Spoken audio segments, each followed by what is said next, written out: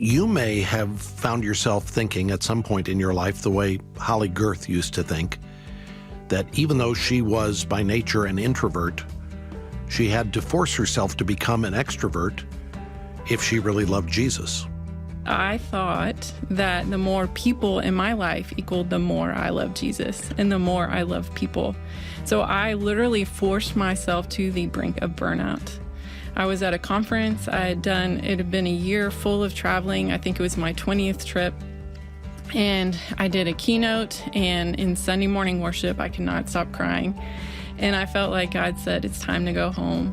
And I knew that meant get on the plane, go home and take a nap. But I also knew it meant go home to who I created you to be. I made you an introvert on purpose, and you do not have to be someone you're not to fulfill my purpose for your life. This is Family Life Today. Our hosts are Dave and Ann Wilson. I'm Bob Lepine. You can find us online at FamilyLifeToday.com. Are you an introvert? And what exactly does that mean? And why would God make some people introverts? We're going to explore that topic today with our guest, Holly Girth. Stay with us.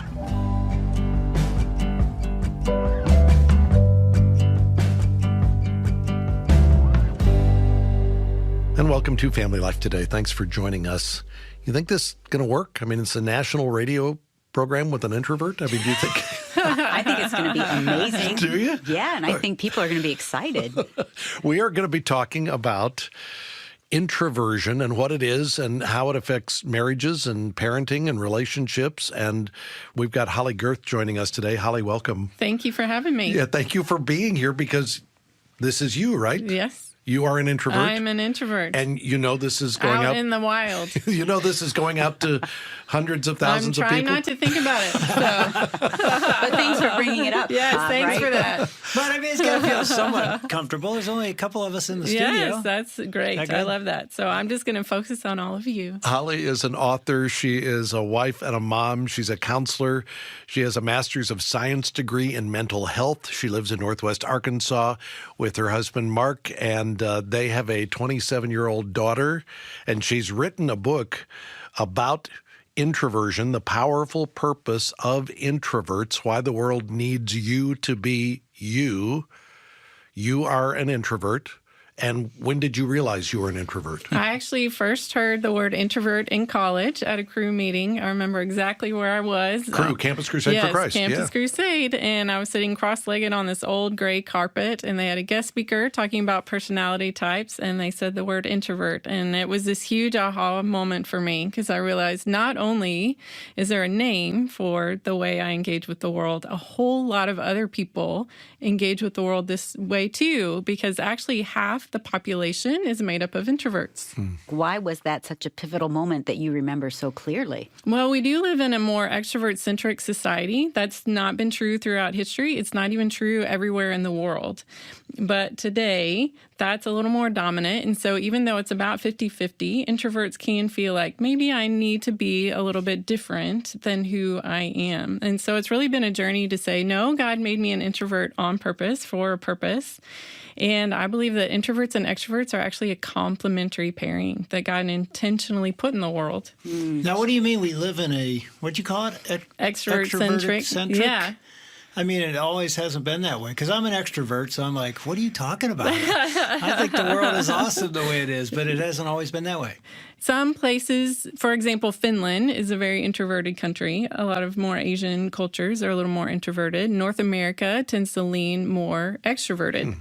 If you were to say, is this culture an introvert or extrovert, we would say America is probably an extrovert, at least time in history. Okay, I need to define the term here, because is introversion the same as shyness? No, it's not. It actually has nothing to do with shyness because shyness is fear-based. An extrovert can be shy, but introversion is actually a particular brain and nervous system wiring. And so it's all about how we process our external environment, how that impacts us. And so that's actually where it comes from. So there's a lot of myths about what it actually means. So you're saying this is biological as opposed to, it's not how we're raised or what our social environment is that shapes this? Nope. It actually has very little to do with how much we like people. Or how good we are with people. Yes, exactly. And so some famous introverts that you might not think of, Oprah, Jerry Seinfeld, Joanna Gaines. Whoa. Oprah. Oprah. Yes. Okay, so back up. If she's an introvert, I mean, she's a national TV host. She converses easily with people. She's warm. She gives cars away to people, right? Yep. So what is an introvert? What defines them? Yeah, so an introvert is someone who has a preference for more minimally stimulating environments, or it's someone who's at their best when they can fully focus. So on one person, one project, something they're passionate about. So I'll give a quick rundown of the brain science behind that.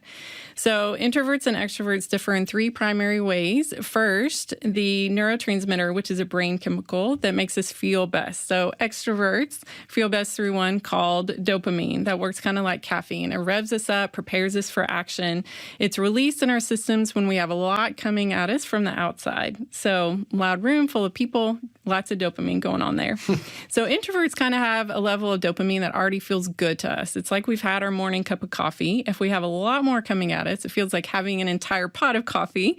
So maybe exciting at first, but eventually exhausting. We feel better through a different neurotransmitter called acetylcholine, which I say works more like herbal tea. It's released when we do things like turn inward, focus fully on one person, a project we're passionate about, those kind of activities instead. So that's one difference. Then we have two divisions of our nervous system that work in similar ways. One revs us up, one's more about relaxing us. You can guess which goes with which.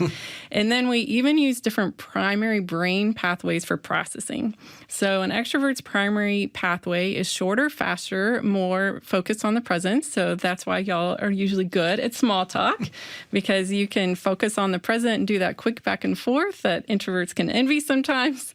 And introverts use a longer, more complex brain pathway that takes into account the past, present, and future. So we are often able to add context and depth and insight. It also means that we probably need a little bit longer to process. So if you see an introvert pause, that is what's going on.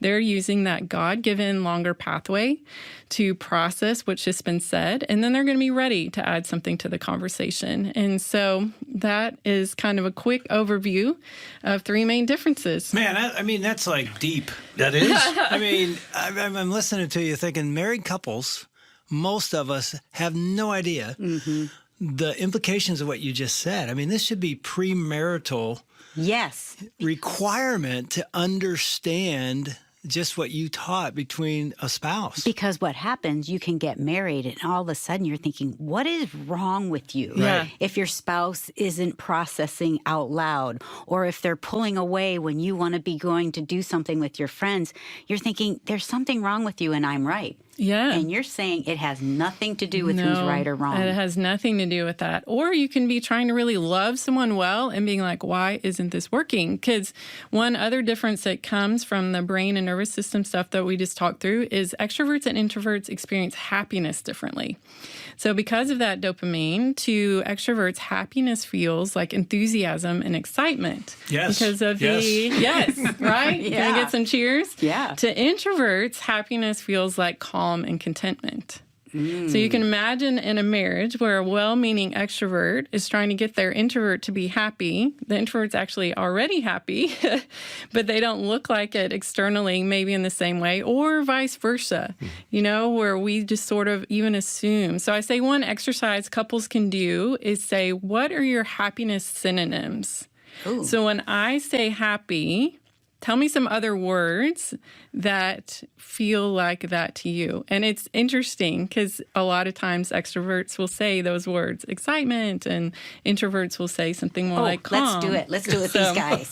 Well, okay. I'm thinking, as you're describing Look this, at that. Bob's avoiding the question. No. Did you notice that? Here's how I processed what you just said. I'm thinking a year plus ago, I had an invitation to go to Hawaii to speak. I'm thinking, Yes. this is Yes. great. I didn't have to pray about it, right? Yes, we're coming. They said, we'd like to invite you and your wife to come, and we'll put you up for a couple of extra days. So I went home and I said, guess what I got an invitation for? We can go to Hawaii. And Marianne was like, the plane ride is so long. And you thought she'd be so excited Well, about this. I knew enough about her to know happiness for her is home. Happiness is quiet, a book, calm, order. So travel is disruptive. It's unusual. It's not Unknown. It's not exploratory. It's like, yeah, I'm out of my comfort zone. So I'm hearing you words that relate to happiness. Home for Marianne, calm for Marianne. For me, it's adventure and new things and excitement and exploration. So we're in trouble, wouldn't you say, based on what we got going on here? No, I think at our best, then we bring out the best in each other. And so your wife probably needs some time to go have an adventure. And sometimes you have lots of adventures and you need some time to catch your breath. Yeah. And so I think when there's clear communication, that intentional pairing works well that God has put in place. So, but if you don't have those conversations, it can be years of misunderstanding without even meaning to. Yeah, and I think I hope I represent some couples that are listening in saying that we're laughing about it. It is sort of, fun to learn, but there can be real tension in a marriage. I know I've been angry at Ann, and she's an extrovert, but she's not as extroverted as me. And so we'll come home, and we've been very busy and been around a lot of people. And Let's say we've been gone. And look at her just interrupt me right there. in this one circumstance, we were gone 2 weeks. We haven't been home, constantly with people, very extroverted. I was exhausted. We got home. The first night we're home, I'm thinking, okay, I need to get the laundry done. I need to get the house back in order. I need to go get some groceries. And here's what Dave says. What do you want to do tonight? I'm like, dude, it's the first night we're home. Let's just be here. But he's like, he was bummed. Like when I said, we just got home. And I'm honestly thinking I want to be with people that I haven't seen in 2 weeks, our friends. And when she's like, can we just not see anybody for a couple days? And again, she's really extroverted, but I was upset. I was like, oh, bummer. Yeah. I'm going to watch TV. I'm going to sit here by myself. I feel like the biggest loser ever because I've disappointed him. Yeah. So talk to couples that experience that because, that's a tension. I think I'm right. We're people. We're in ministry. We're supposed to care for people. See how We're not supposed to. how he makes you feel guilty? No, that's what's going through my mind. We're not supposed to pull away. Let's go, you know? And she's literally like hanging on to, not literally, but she's hanging on to my belt and her legs are up in the air and here we go. And she's hating it. And I'm mad at her thinking I'm more like Jesus. And The she's truth not. finally comes out on radio. Yeah. Yeah, but what would you say to a couple messed up like us? Well, Yeah. thanks for counseling us today. Yeah, I'll charge you later. Okay. Well, I think first it's helpful to recognize none of us are 100% introvert or extrovert. We're all on a continuum. And so obviously you would probably be a little closer to the introvert side. So even having that conversation. But I think also understanding the difference between isolation and solitude is important. So isolation is living disconnected from God, others, and our truest selves. When God said it's not good for man to be alone, that's the kind of language he was using. But it actually has nothing to do with physical space. Some of my most isolated moments have been in a crowd of people where I didn't feel truly known. And so we can think I'm not allowed to withdraw. And that's especially hard for introverts who literally our nervous systems work like nets with small holes. And when they get full, we have to have time to process. And then we're ready to take more in. But it also means we're really observant and perceptive and empathetic and things like that. I'm still going back to the nut with the small holes. What do you mean by that? You're not It a means peanut. we- You're talking about a nut with a washer? net. A net with small net. holes. A net A with small net holes. with small yes, holes. a net. So we Okay. catch everything, but it means we get to our done point. And so in that case, we need to choose solitude, which is time apart chosen for a specific purpose, like restoration, like creative activity, like renewal after a busy season. And that is actually modeled to us by Jesus, that he often did that and withdrew from the crowds. And I think solitude is a spiritual discipline that has been present throughout the the history of church that we've lost a little bit. So I actually think for all of us, there's now all these leadership studies saying that solitude's essential. And maybe we don't need the same amount, but we all need it. And so I think as a believer, for a long time, I felt shame for needing that because I thought that the more people in my life equaled the more I love Jesus and the more I love people. So I literally forced myself to the brink of burnout. I was at a conference. It had been a year full of traveling. I think it was my 20th trip. And I did a keynote, and in Sunday morning worship, I could not stop crying. And I felt like God said, it's time to go home. And I knew that meant get on the plane, go home and take a nap. But I also knew it meant go home to who I created you to be. I made you an introvert on purpose, and you do not have to be someone you're not to fulfill my purpose for your life. And that was a big aha for me. And so I looked through all of Scripture. There's no mandate that has to do with quantity of relationship. It's all about quality. We're literally told one another. It uses the word one. So I think some of us are called to ministries that involve many, and that is a gift, and we are geared for that if that's what we're called to. But some of us are called to ministries where we pour deeply into a few people, and that's just as valid and just as valuable. And from a brain science perspective, one more thing real quick.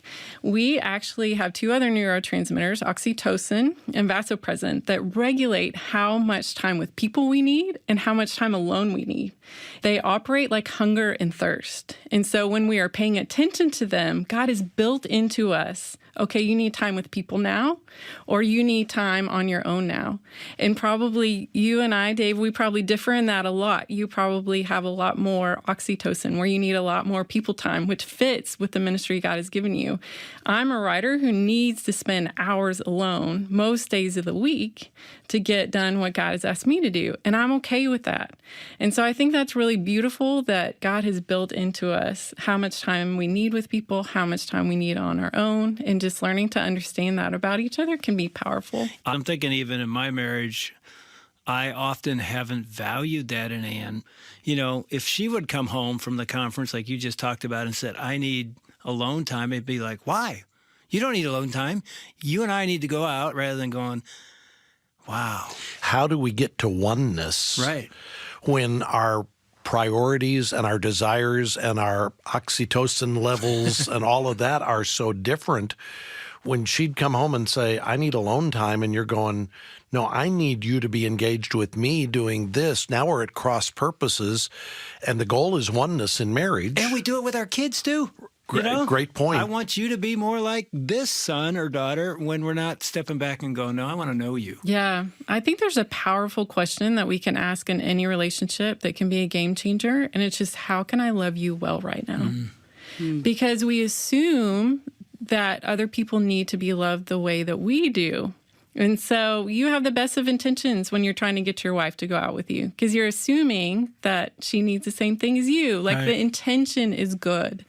It's just that we don't understand. So I think pausing and saying, how can I love you well right now? And then listening to the answer and deciding together what's our way. I heard someone say once that in conflict, you start with an I and an I, and at the end, if it's successful, you end up with a we. Yeah. And I think that's two becoming one. And so there's the tendency to say the introvert way is right or the extrovert way is right. And I think it's about each couple or each parent-child or coworkers, whoever it is, saying, what's our way? There's two different ways here. How do we make one way that's our way? But I think that question can be a simple place to start, and to say no shame about the answer, no judgment about the answer. I'm just going to listen to what this person has to say. Yeah, I remember on our oldest son, CJ, who's an introvert. You know, he's son number one, and we don't know what we're doing. Yeah, we probably didn't know what we're doing on son number 3 either. But, you know, remember what one of our counselors told us about him when he comes home from school? Well, as I'm listening to this, I'm thinking about him, because when he was born, you could tell, like, he's very different from us. He was more quiet. Everybody said, oh, he's so shy. It would take him longer to process what he was thinking. His speech seemed delayed to me. And so here I'm thinking, oh, he's messed up. That's what I thought. And so I would get bigger and louder, and I would try to make him laugh even more. I would take his crib when he was 2, and I would roll it around his room trying to get him to laugh. And he did. But I'm thinking, why does it take so much to get him to respond and to be laughing hilariously? And here the whole time I had no idea, and I was trying to get him to be like me, extroverted, because I thought that's right. Yeah. And so by the time he's a teenager, now he comes home from school, and instead of talking about his whole day, and I'm trying to ask him a million questions, how'd the day go? What was happening? What are you feeling? He would go up into his room and be alone. And I'm thinking, he's plotting something devious. I was worried, and I'd say to Dave, what is he doing up there? So we ended up seeing a counselor friend, and he said, oh, he's an introvert, which we had never even heard of the phrase before in this type of dialogue, because he was explaining and defining an introvert just as you did, Holly, which I never heard of that. And so when he said, oh, he's just recharging his battery, we were like, what? So it gave us new eyes to see him, appreciate him, and call out the greatness in him. Yeah. It was life-changing. Yeah. Probably way more for him than us, because I'm sure we were exhausting to him. Yeah. And I think another thing, too, for this and marriage is the 5 love languages. Like most of us have learned those, right? And it matters not just what language that person speaks, but what volume they need it spoken in. Oh, that's good. I haven't heard that. So for words of affirmation introvert, like a personal note is probably great. Like pausing and saying, okay, this person is different than I am. Even with something like the love languages, this makes a difference. So I love that you made the effort to go to counseling and to say, tell us about our son. And when you heard that he was different, you received that, and we're open to it. And you're a good counselor. Well, yeah. When we sort of came upon that aha moment, it brought life out of him, too. Because we were celebrating, hey, CJ, see you in a half hour.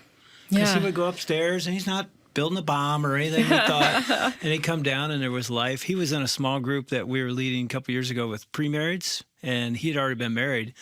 And he wouldn't say a lot, but I knew anytime I want to say, CJ, what are you thinking right now? It would be deep. Yes. Because he's thinking. And I would have not honored that until I understood he's wired. Like you said, his brain is different. And every time, usually toward the end of the meeting, I'd just say, hey, CJ, what are you thinking right now? And he would have this angle that nobody in the room had even, and you're like, oh my goodness, what a gem in there. And it would be so easy to miss that in your child or in your spouse if you don't step back and go, I want to appreciate what God made them to be. And it made a big difference for him too, because we started talking about that a lot more as a teenager. So, when you grow up in the church world and you're going on these retreats with hundreds of kids, I asked him, how does that feel for you? And he said, it feels good at first, and then I feel so overwhelmed. I don't even know what to do. And so we started coaching him and helping him, being able to have a way of escape. He said, I would go back to the cabin, put my headphones on, recharge, be alone. And he felt guilty about it, because sometimes we can make people feel guilty about pulling away. And he said, it just helped me love these retreats in a way I never had before. Yeah, I've heard something similar from so many introverts, that especially evangelical Christian culture today is very extroverted. I walked into a cathedral in Europe, and I noticed everyone immediately lowered their voices, slowed their pace, became more reflective. I was like, everyone just started acting like introverts. And for so many years, the church was a refuge from the noise and the busyness of the culture around us. And I love church today. This is not a criticism. It's just that introverts can feel like I must be doing faith wrong. I've had so many emails like that. I've had that experience personally, even since the book has come out. That has been the chapter I got the most feedback on. It's people saying, thank you for giving me permission to feel uncomfortable at church sometimes. Wow. I think it matters that we gather as believers. Of course it does. But it's okay if God has designed us to feel his presence more when we have less external distraction. I feel closest to God when I can turn inward. And if there's a lot of music and noise and lights and people around me, it's just harder to do that. But that has nothing to do with the level of my faith. Again, it just goes back to how God designed me. So he's not saying, Holly, you're in trouble. He's saying, that's my girl, Just like he's looking at, the extrovert in the middle of that mission trip with all these people killing it and saying, that's my guy, So I think it's just everyone having permission to be who God made them. Well, and I like your question. How can I love you well? And what does that look like? Yeah. I like that. Yeah, and I really like what you've done in the book with the exercises you've got, the questions that you pose that help us figure out who we are, whether we are introverts or extroverts. In fact, on your website, you've got a 10-question quiz that people can take to help them figure out where they are on the introvert-extrovert scale. Go to our website, FamilyLifeToday.com. There's a link to Holly's website there. There's also information about her book, The Powerful Purpose of Introverts. Again, the website is FamilyLifeToday.com. Let me just say, if one of your kids is an introvert, or if you're married to an introvert, get this book and read it to better understand your spouse or your child. Again, the book is called The Powerful Purpose of Introverts. Go to FamilyLifeToday.com to order or call 1-800-358-6329. That's 1-800-F as in family, L as in life, and then the word today to order your copy of Holly's book. Speaking of books, earlier this week we talked with Chap Bettis about our responsibility as disciple-making parents, and Chap's book, which is called The Disciple-Making Parent, is available as a free audiobook when you go to our website, FamilyLifeToday.com. The information is available there on how you can get a free copy of the audio book. And this book maps out for us a strategy for how we disciple our own children. The most important responsibility we have as parents is guiding children on their spiritual journey. So to get a free copy of the book, The Disciple-Making Parent, the audiobook, go to FamilyLifeToday.com. The information's available there on how you can download your copy, and we hope you enjoy that. And we hope you can join us again tomorrow when we're going to talk about introverts being married to extroverts and how that works or doesn't work, and what do you do if you're dating and you're attracted to somebody who's different than you. Holly Girth will join us again tomorrow to talk about that. We hope you can join us as well. I want to thank our engineer today, Keith Lynch, along with our entire broadcast production team. On behalf of our hosts, Dave and Ann Wilson, I'm Bob Lepine. We'll see you back next time for another edition of Family Life Today.